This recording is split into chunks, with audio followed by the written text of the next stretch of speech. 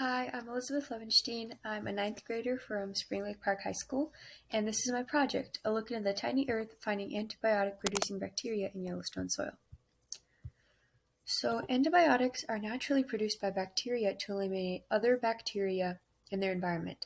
So the first discovered antibiotic was penicillin by Alexander Fleming in 1928, and since then over 100 different antibiotics have been discovered that can be used to treat a myriad of different infections.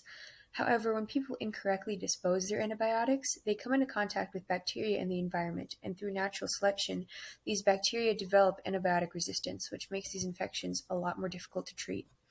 So the World Health Organization estimates that there will be around 10 million deaths due to drug-resistant infections worldwide by 2050, making drug-resistant infections the top cause of death in humans.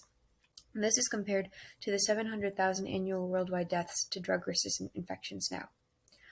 So it's very important for us to find new antibiotic producers in very diverse places. So Yellowstone National Park is incredibly bacterially diverse. As you can see, it has its hot springs with bacterial mats with a lot of bacterial interaction. And it also has extremophilic bacteria that can withstand a lot of high manufacturing conditions.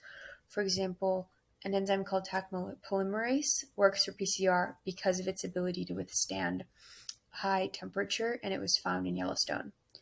Yellowstone's also pretty relatively isolated from disposed antibiotics, which makes it a very logical contender for finding new producers. So I was interested in finding antibiotic producers in Yellowstone soil, and my question was, do Yellowstone National Park's hot springs create microbial ecosystems that yield antibiotic-producing bacteria? I hypothesized that proximity to hot springs would affect quantities of antibiotic producers in soil because the conditions of hot springs, the pH gets as low as 0.8, surface temps get as high as 93 degrees Celsius, and so these conditions would likely eliminate a lot of competition and thus the need for antibiotics. So I hypothesized that samples taken around 10 feet from the edge of hot springs would yield the most producers. So 22 soil samples were taken from varying locations around the park and then diluted and plated on two types of media. The colonies were then patched on master plates and tested against B. subtilis. Those that were able to kill it, 8 producers were selected and tested against other escape pathogens. And escape pathogens are just lab versions of pathogens that are used to test for antibiotic production. So the 8 producers selected were then characterized using starch test, McConkey-Agar test, and an antibiotic resistance test. They were also identified using gel electrophoresis and sequencing, because then they were compared to known bacteria as well as to each other using Clostridium. So as I said, this is my research progress. Soil sample collection dilution, finding producers, characterizing them, and finally identifying them. Results. So first we start off with gathering samples. Each sample differed in location. Some were near hot springs and rivers, some were wet, some were dry, and a record of each sample its characteristics was kept. So as you can see, there are a lot of varying locations throughout the park. The blue dots are sample locations, and if we zoom in here, you can see that they were taken along rivers, near hot springs, so there is quite a lot of diversity in the locations of the samples. So the samples were left at room temperature and lightly closed for 2 weeks after being driven back to Minnesota and diluted to 3 different dilutions on 2 different types of media. So 1/10 TSA is a lot poorer media than LB, which is a lot richer. And so the reason for this is because I didn't know which bacteria were growing in each soil sample. And because different bacteria prefer different media, it was super important for me to use both media so that I could grow as much bacteria from each soil sample as possible. So the higher dilution to the -5 was eliminated because it did eliminate a lot of significant growth. So that meant that for each soil sample, the lower dilutions and then each of the media yielded 4 plates for each sample, so there were 88 plates in total. And each sample harbored a lot of diversity. So you can see that this is sample 17 on LB media, and there's a lot of diversity just from the sample. There's some fluorescent colonies, some white colonies, some red, some orange, and then also you can see that with sample 18, the different media shows a lot of different growth. So on LB media, there's like a lot of red colonies and some bigger white ones. And on TSA media, there's a lot of smaller clear colonies, which are clearly different types of bacteria.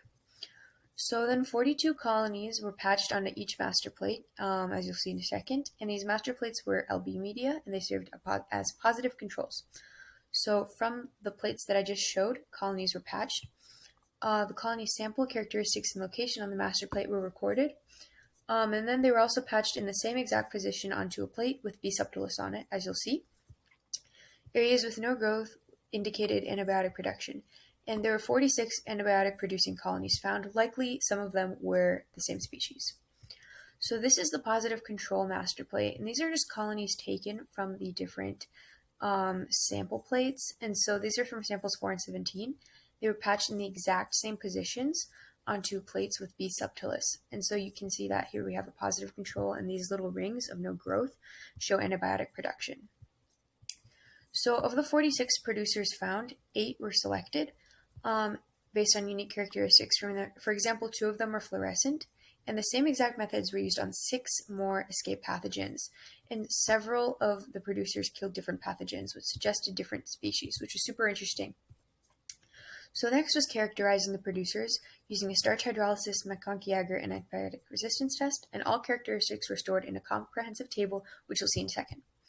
So this is the starch hydrolysis test. The plates are on starch agar and are flooded with iodine to make this dark color.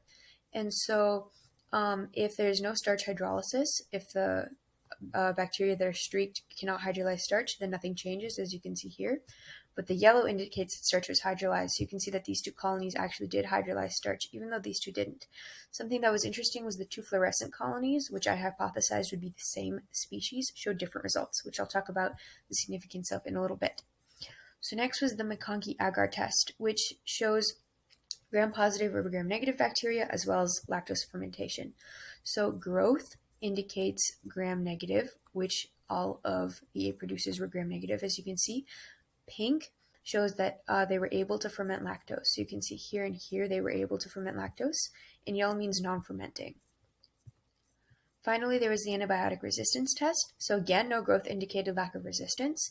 So you can see that this is one of the fluorescent colonies or producers, and it was resistant to chlora, but not resistant to any of these other antibiotics. It was supposedly resistant to penicillin, but all 8 producers were, so I hypothesize that these penicillin discs are likely flawed or old. And so a general lack of antibiotic resistance shows that Yellowstone is relatively isolated. Next, gel electrophoresis was performed for each of the 8 selected producers, and they were compared to known bacteria using Clistoimaga, and a phylogenetic tree was built. So results support my test results. For example, they're all gram-negative, and the fluorescent producers were both Pseudomonas fluorescens, but species couldn't be identified for all 8 producers because the sequences I took were not full sequences. They were sequences that are meant to be very varied between species of bacteria, but there were 5 distinct species. So here's a phylogenetic tree. You can see that the fluorescens are on the same branch, and there's very little genetic variation between them.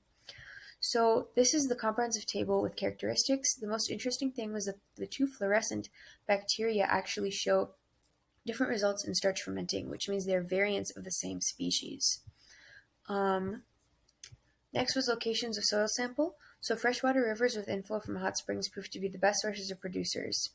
And 32 colonies that were producing were taken from there. So you can see here, this is Yellowstone River. This is where the fluorescent colonies were taken. We have geysers. We have other rivers. So first is the Yellowstone policy. This is the policy, and the study did not infringe on it at all. Yellowstone yielded great amounts of antibiotic producers. The isolated environment likely leads to less antibiotic resistance. There are variants of the same species found in Yellowstone, which is fascinating, as I'll see in a second, and samples taken near rivers with hot springs inflow had the most producers. So limitations are that foot traffic could lead to contamination, and these 8 producers were not fully sequenced, so there is no perfectly accurate characterization, and I also only sequenced 8 of them. So in the future, sequencing all 46 would of course yield a lot more information. The super interesting thing is that these variants could be sequenced to see other mutation, and ultimately the future lies in genetics. So sequencing entire genomes can help determine which genes not only cause antibiotic production, but also cause antibiotic resistance. So through genetic engineering, it would be possible to create antibiotic drugs that are able to kill several different types of bacteria, because finding the genes that cause antibiotic production will allow for genetic engineering. So that is the future of this study, and it uncovered information that could help with this. So these are my references. Thank you for listening.